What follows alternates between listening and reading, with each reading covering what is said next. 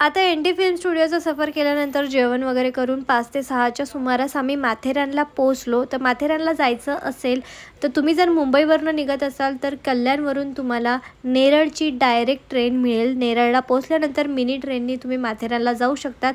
तर mini train ही नेरळवरून निघाली की अमन लॉजला थांबते, जिथे आपण गाड्या पार्क केलेल्या आहेत आणि तिथून ती माथेरानमध्ये पोहोचते.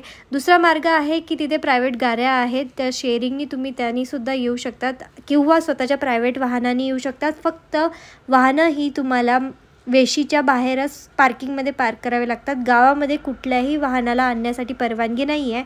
मग गावात जायचं असेल तर एकतर हातगाडी किंवा घोडा किंवा तुम्ही पायी जाऊ शकतात. आता जर तुम्ही प्री प्लॅन्ड नसाल तर तुम्हाला राहण्यासाठी तिथे अजिबात प्रॉब्लेम येणार नाही, कारण तिथे रिसॉर्ट कॉटेजेस अवेलेबल आहेत. तिथे गावात गेल्याच लोक आमच्याकडे या असं म्हणायला उभेच असतात. त्यानंतर हॉटेलमध्ये राहू शकतात किंवा जर तुम्ही फॅमिली फ्रेंडसोबत आला असाल तर तुम्ही इथे रिसॉर्टवर देखील राहू शकता. आता माथेरानमध्ये मोबाईल नेटवर्कचा फार प्रॉब्लेम आहे, त्यामुळे तुम्ही फक्त ज्या हॉटेलला राहता तिथलंच वायफाय वापरू शकतात. बाकी गावात तुम्हाला कुठेच रेंज मिळणार नाही.